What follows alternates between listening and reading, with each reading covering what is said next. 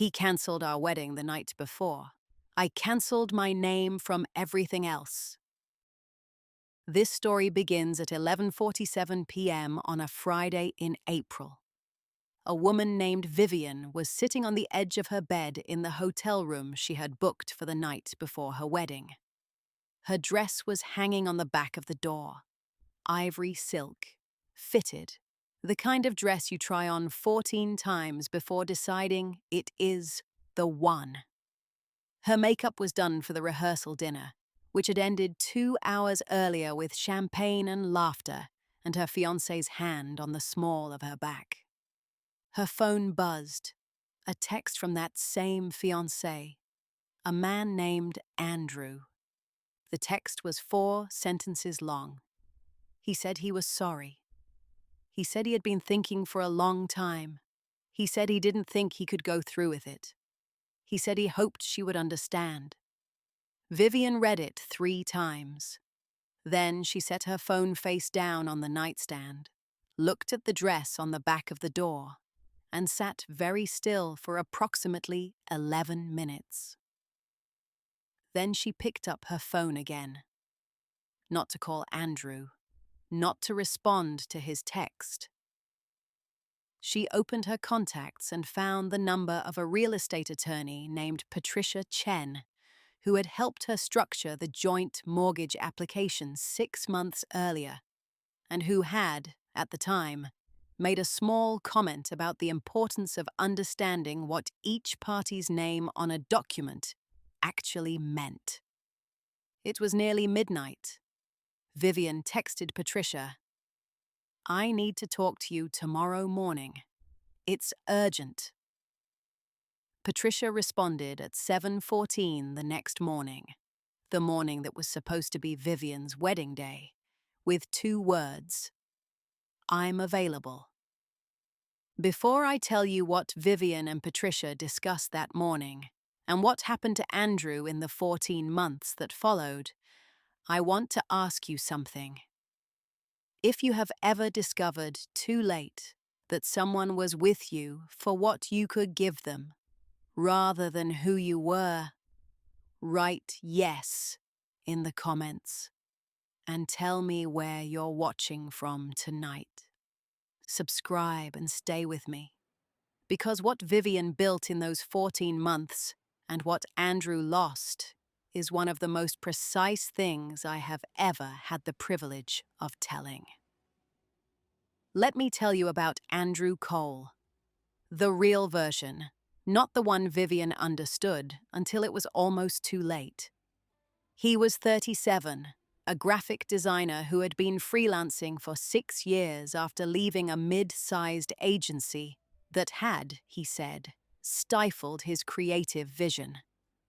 He was charming in the specific way of people who have a genuine talent and have learned to lead with it.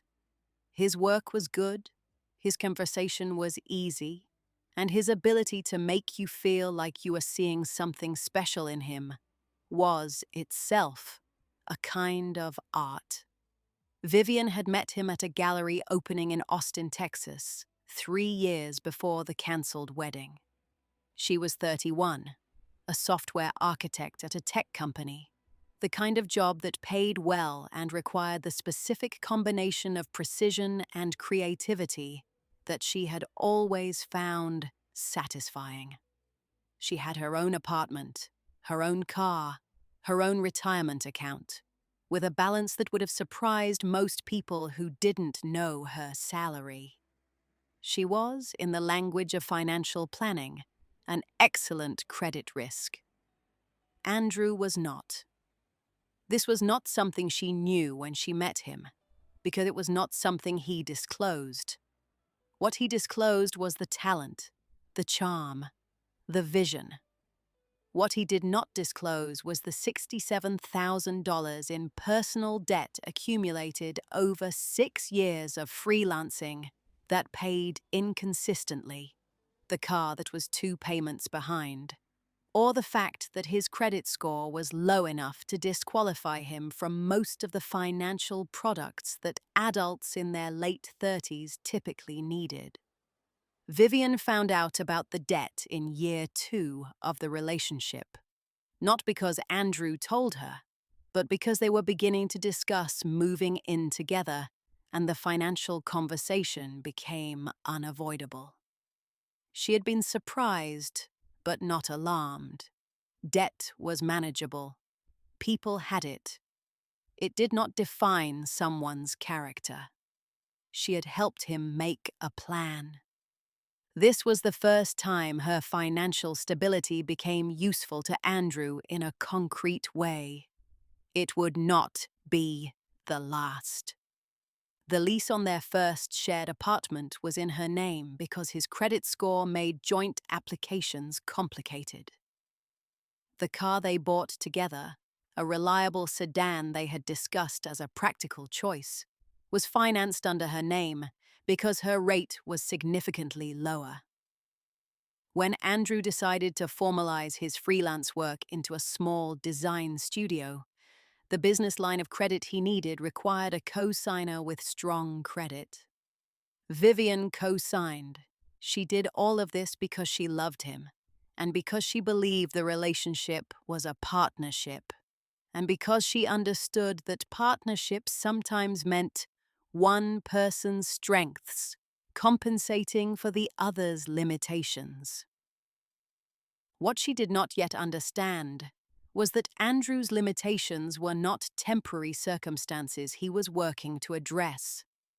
They were the conditions under which he had chosen to build his life. A life that required a financially stable partner, the way a building requires a foundation, not out of mutual design, but out of structural necessity. She understood this later, much later.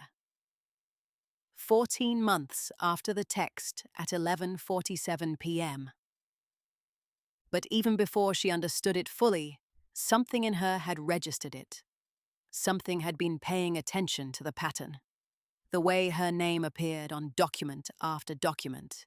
The way each new financial arrangement was framed as temporary and became permanent. The way Andrew's gratitude for her support had a quality to it that was slightly different from the gratitude of someone who felt equal. The engagement had happened in year 2.5. A beautiful proposal, a rooftop, the right ring, the right words. Vivian had said yes with the specific joy of someone who has found what they were looking for. Drop a fire emoji in the comments if you can already see what Vivian couldn't yet. Because the pattern was there. She just hadn't looked at it all at once. The house had been Vivian's idea, in the way that things become someone's idea, when they are the person with the resources to make them real. They had been renting for 18 months when the conversation about buying began. Austin's market was competitive, the interest rates were still manageable, and the apartment they were in was too small for two people who both worked from home on days when they weren't in the office. Vivian had the down payment, $68,000 set aside from years of disciplined saving, and a bonus that had been larger than expected. Andrew had enthusiasm and strong opinions about the neighborhood. The mortgage application had been structured with Vivian as the primary borrower and Andrew as a co-borrower, which was the maximum involvement his credit profile could support. The house they found was in a quiet neighborhood in East Austin. 3 bedrooms, a backyard, a kitchen that had been updated recently. $487,000. Their offer was accepted in February, 6 months before the scheduled wedding. Vivian had stood in the empty living room on the day they got the keys and felt the specific weight of something permanent. A home. Theirs. She had not known then that Andrew had been having doubts for 4 months. She found this out later, from a mutual friend who had been uncomfortable carrying the information, and released it after the cancelled wedding, with the guilty relief of someone who had waited too long. Andrew had been having doubts since October. He had said nothing. He had continued with the engagement party, the venue booking, the catering deposit, the invitation printing, the rehearsal dinner. He had stood in the backyard of their new house and talked about the garden they would plant in the spring. He had said nothing. Until 11:47 p.m. on the Friday before their wedding, when saying nothing was no longer an option.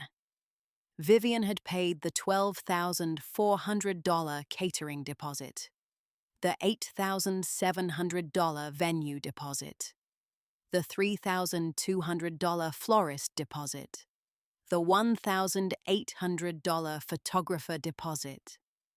Total non-refundable deposits, $26,100.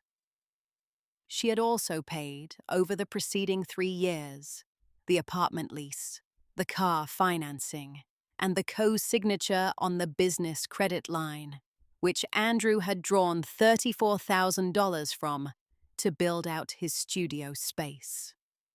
Her name was on the house. Her name was on the car. Her name was on the business credit line. Her name was, in the financial architecture of Andrew Cole's life, the load-bearing wall.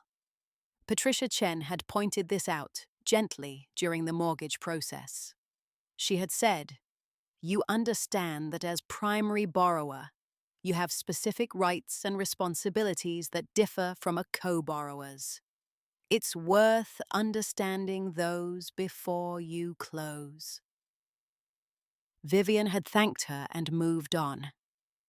At 7:14 the next morning, the morning that was supposed to be her wedding day, she finally understood what Patricia had meant. Stay with me. Because the conversation that happened over coffee in Patricia's office that morning is where Andrew's version of events began to come apart. Patricia Chen's office was in a converted Victorian house near downtown Austin. She had practiced real estate and contract law for 16 years, and her office had the specific quality of someone who had seen enough transactions go wrong to have developed a very clear sense of what mattered and what didn't. She was waiting when Vivian arrived at 9 a.m. There was coffee. Patricia did not ask how Vivian was feeling. She asked what the situation was. Vivian told her. All of it. The text at 11:47, the deposits, the house, the car, the business credit line, the 3 years of financial arrangements that had been structured around her stability and his limitations. Patricia listened without interrupting. When Vivian finished, Patricia was quiet for a moment. Then she opened her laptop. "Let's look at the documents," she said. They spent 2 hours going through everything: the mortgage, the car financing, the co-signature agreement, the lease history. Patricia asked precise questions and Vivian answered them, and by the end of the 2 hours a picture had emerged that was, Patricia said, unusually clear. As primary borrower on the mortgage, Patricia said, you have options that Andrew does not have. You can refinance under your name alone, which would remove him from the mortgage entirely. You can also invoke the co-borrower removal clause that was included in your agreement, which requires 90 days' notice and documentation of changed circumstances. Changed circumstances, Vivian said. A cancelled engagement is significant changed circumstances, Patricia said. What about the car? The financing is in your name. He is listed as a co-owner on the title. You can file for sole ownership given that the financing is entirely yours, and the co-ownership was predicated on a relationship that no longer exists. And the business credit line. Patricia paused slightly. That's more complex. You co-signed. He has drawn $34,000. You are liable for that amount if he defaults. The question is whether we can negotiate a release of your co-signature in exchange for something. She paused. What does Andrew's studio space situation look like? He leased the studio space, Vivian said. The lease is in his name. Good, Patricia said. That gives us something to work with. Vivian looked at her coffee cup. She thought about the dress hanging on the back of the hotel room door, which she had not gone back to retrieve. She thought about Andrew's text. 4 sentences. 11 years of her adult life, 3 years of which had been spent with him, reduced to 4 sentences on a Friday night. What do I do first? She asked. Patricia looked at her steadily. First, you decide what outcome you want, not what you want to do to him. What outcome you want for yourself. Vivian thought about the house in East Austin, the backyard, the kitchen that had been updated recently. I want the house, she said. Patricia nodded. Then that's what we build toward. Type building in the comments. Because what Vivian and Patricia built over the next 14 months is the most legally precise thing I have ever had the privilege of describing. Andrew called on the Saturday, then twice on Sunday. Vivian let the calls go to voicemail and read the transcripts when she was ready. He was sorry. He had panicked. He wanted to talk. He thought they could work through it. He loved her. Vivian read each message once and did not respond. What she did instead, beginning on Monday, was execute the plan she and Patricia had outlined. Methodically, one document at a time, with the specific patience of someone who understands that legal processes have timelines that cannot be rushed, and that rushing them produces mistakes. Step 1. She filed the co-borrower removal notice on the mortgage, 90 days. Andrew received the notice through the attorney and called Vivian 3 times in one day. She let Patricia handle the communication. Step 2. She initiated the process to transfer the car title to her name alone. Andrew's contribution to the car payments had been irregular. Patricia had documented this from the bank records, which showed Vivian's consistent payments and Andrew's sporadic ones. The case was straightforward. Step 3. Patricia contacted Andrew's business attorney regarding the co-signature release. The negotiation was tense. Andrew's attorney argued that Vivian had agreed to co-sign and could not simply withdraw. Patricia countered that the co-signature had been made in the context of an engagement that no longer existed, that the original terms had included an implicit assumption of ongoing partnership, and that Vivian was prepared to pursue every available remedy if the release was not granted. Andrew's attorney came back with a counteroffer. Vivian would be released from the co-signature in exchange for allowing Andrew to remain in the house for an additional 6 months at a reduced rent, giving him time to secure his own financing.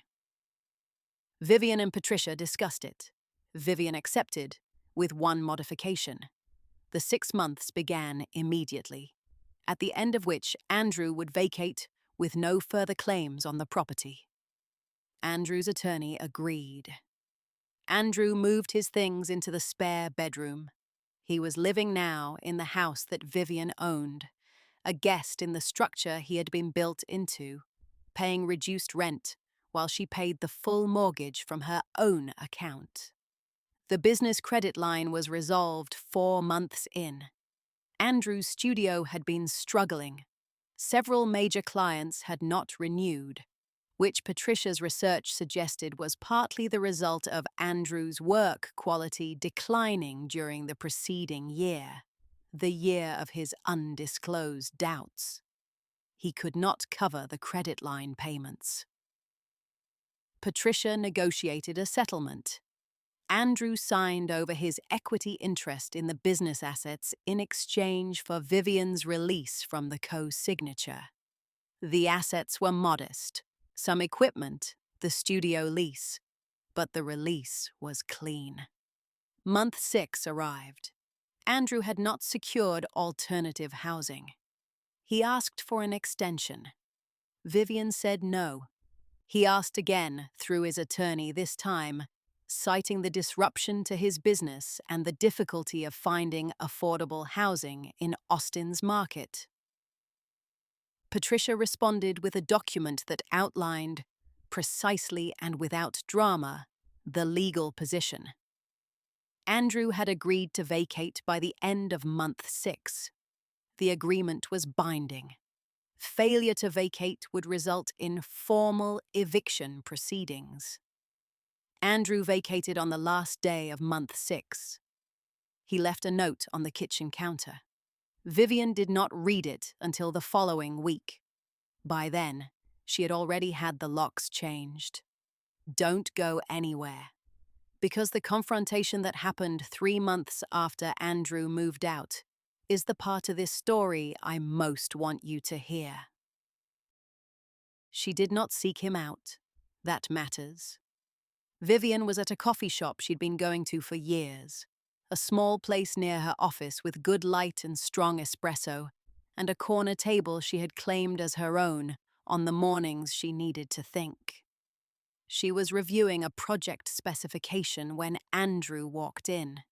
He saw her before she saw him. She knew this because by the time she looked up, he had already arranged his expression. The specific arrangement of someone who has prepared for a chance encounter and is now inside it. He looked different. Smaller, in the way that people look smaller when the context that made them appear larger has been removed. He was carrying his laptop bag, the same one he had always carried. He was wearing the jacket she had bought him for his birthday 2 years ago. He came to her table. Vivian. His voice had the quality of someone attempting warmth from a position of significant disadvantage. Andrew, she said. He asked if he could sit. She said yes because she was curious, and because she had spent 14 months being precise and patient, and she no longer felt the need to be defensive. He sat. He talked. She let him. He said he had made a mistake. He said the panic had been real, but the love had also been real, and he had confused one for the other. He said he had not understood until everything was gone, what he had actually had. Vivian listened to all of it. When he finished, she said one thing. I want to ask you something honestly, and I need you to answer honestly. Okay, he said. When did you decide you didn't want to marry me? He looked at the table. October, he said, before the house closed. Before the house closed, she repeated. Yes. So you knew in October that you didn't want to marry me, and you let me close on a $487,000 house in February, and you said nothing until the night before the wedding. He didn't answer. He didn't need to. I want you to understand something, Vivian said. Her voice was even, not cold, not warm, just clear. I don't think you're a bad person. I think you are a person who needed what I could provide and found a way to keep providing it as long as possible. I think you told yourself the story that made that acceptable, that you loved me, that you were working through doubts, that it was complicated, and maybe some of that was true. She paused. But you knew in October, and you said nothing. And that, not the cancelled wedding, not the deposits, not the text at midnight, that is the thing I cannot forgive. Because it was not a mistake. It was a choice. Andrew was very quiet. I live in the house now, Vivian said. It's mine. I planted the garden in the spring. It's doing well. She picked up her coffee cup. She had work to get back to. Take care of yourself, Andrew, she said. She went back to her project specification. Andrew left without saying anything else. Type clear in the comments. Because that conversation, not the legal maneuvering, not the documents, not the 14 months, that conversation was where it actually ended. People ask Vivian sometimes whether she is angry. She says, not anymore. Not in the consuming way of the early weeks when the anger was bright and clarifying and useful. What replaced it was something she finds harder to name. A specific attentiveness to her own patterns, to the way her competence had been over 3 years, converted from a quality she possessed into a resource someone else managed. She was good at building things, financial structures, software architectures, garden beds that thrived in Texas heat. She had always been good at this. What she had not been good at was distinguishing between building things with someone and building things for someone while they observed. The difference is not always visible from the inside. From the inside, it can look like partnership.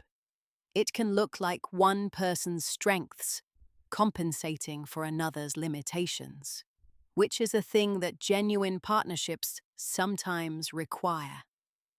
The distinction emerges later in the accounting, in the question of who bore the risk and who bore the reward, and whether those were distributed in a way that reflected the actual relationship.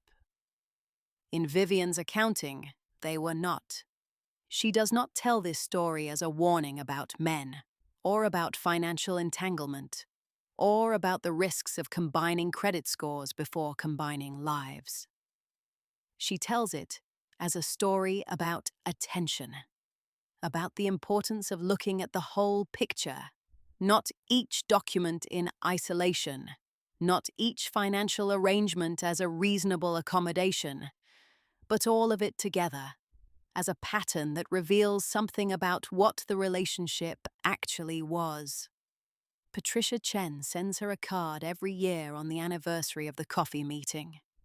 It says the same thing each time. Good instincts, good timing. Vivian keeps them in a drawer in the kitchen of the house in East Austin. The garden she planted in the spring has done well. Tomatoes, herbs, a climbing rose on the back fence that has exceeded all expectations. She tends it on Sunday mornings with the specific pleasure of someone who is growing something in a space that is entirely theirs. Andrew is still in Austin. She knows this through the occasional mutual friend, through the way mid-sized cities make invisibility difficult. His studio closed 8 months after he moved out. He is freelancing again, which is where he started. The car was returned to her sole ownership, and she sold it. She had never particularly liked it, and bought something she chose entirely for herself. She does not think about him often. When she does, she thinks about October, about a man who knew in October and said nothing until April. And she feels the specific thing that comes when you have finally seen something clearly that you were looking at for a long time without fully seeing. Not anger, not triumph, clarity. It is 14 months after the text at 11:47 p.m. Vivian is in the kitchen of the house in East Austin. Her kitchen, her house, purchased with her down payment and her credit score and the quiet discipline of a decade of saving. The kitchen has been updated recently, which was one of the things she had loved about it. She has added a few things of her own. A cast iron pan she has been seasoning for a year, a row of herb pots on the windowsill, a calendar on the wall with only her commitments on it. Outside, the garden is in its second season. The tomatoes are better this year than last. The climbing rose has reached the top of the back fence. She has started seeing someone. Not seriously yet. Carefully, which is different. His name is Daniel. He is a structural engineer who cooks badly and reads constantly, and who on their third date, when she mentioned briefly that she had gone through a significant change in the past year, asked thoughtful questions and listened to the answers without trying to fix anything. She is not in a hurry. She has learned over the past 14 months that she is very good at building things, and that the most important question before she begins is whether the thing she is building belongs to her. The house belongs to her. The garden belongs to her. The life she is building, carefully, on her own terms with her own resources, belongs entirely to her. Patricia Chen's card arrived last week. It said, as always, good instincts, good timing. Vivian put it in the drawer with the others. Then she went outside to check on the rose. If this story found you somewhere you needed it, if you recognized something in the pattern that was visible only in retrospect, or in the morning after, or in the garden that is doing well in its second season, leave a comment. Tell me where you are. And if you have ever been the load-bearing wall in someone else's life without knowing it, write foundation in the comments, because you deserved better than that. And it is not too late to build something that belongs to you. Subscribe for new stories every week. See you next time. All stories on this channel are fictional narratives created for entertainment and educational purposes. Any resemblance to real persons, companies, or events is coincidental. This content is intended to explore themes of financial awareness, self-worth, and the courage to build something entirely your own.